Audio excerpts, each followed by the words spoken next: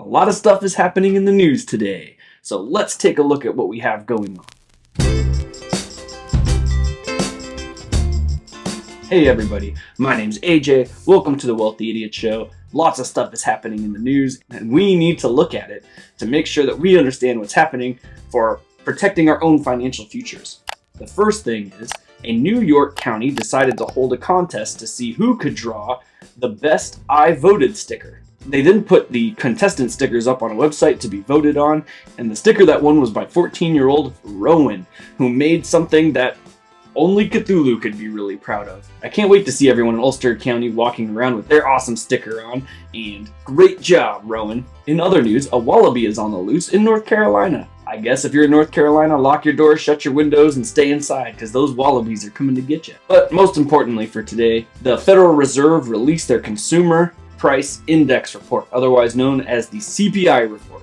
And it states that inflation is looking at about 9.1% for the month of June. That's actually the highest jump that we have on record since 1981, when the Federal Reserve ended up having to raise interest rates in the high teens in order to get that under control. So inflation is not looking so good for the American people right now. However, if you're one that's actually going to the store and actually spending money, you might be wondering why 9.1 seems a little bit low to you.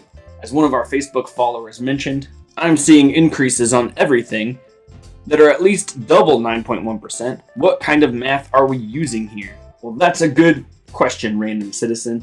Let's take a look at what the Federal Reserve is actually doing in order to figure out inflation and a little bit of the history behind the CPI. The Consumer Price Index came about in 1913 as an effort by economists to try and measure cost of living. What they did is they took a bunch of goods in the market, mostly things that families absolutely needed, food, clothing, shelter, and then tried to track the price changes of those items over time so they can see whether or not it was becoming more or less expensive for a family to survive. But as you can imagine, that creates a few problems as time goes on. Today, we don't buy the same things that we did in the 1913s. And so the Federal Reserve has undergone 7 or 8 iterations of how to try and measure cost of living. Let me give you an example. In 1990, TVs, a good TV, cost about $500. Meanwhile, this guy back here today probably costs over about $100 to $200 and is infinitely better in quality than the TVs in the 1990s. Another example is fuel. As cars improve, fuel usage over time starts to decline, and the amount of fuel used to get from point A to point B starts to go down. So families need less gas today than they did maybe in the 1990s. So when you start to consider those changes, things like technology, food changes, it starts to create a problem with measuring how much it actually costs to survive as an average household in the United States, and to figure out what the actual cost of living is. As the Federal Reserve kind of recognizes these differences or these changes, it starts to shift what information it looks at in order to determine what the CPI actually is. And that's changed quite a few times. So when we go back and look at the 1980s and we see a significant jump in inflation in the late 70s, early 1980s, we see a huge jump in inflation. They were actually measuring different things than they are today. Some people, and I've been guilty of this, have said true inflation. Well, a problem with saying the words true inflation is that we don't really know what inflation is. It turns out it's extremely difficult to track inflation as all these variables in our economy change regularly. However, the one problem with changing the way that we measure inflation is that we can't really show similarities or differences to different periods in the past. So for example, if we saw a 14% inflationary jump in the late 70s, it's hard to say that that equates to a 14% jump today. The data was being measured differently, and so if we sit there and compare and we say today is not as bad as the 70s, that might not actually be true.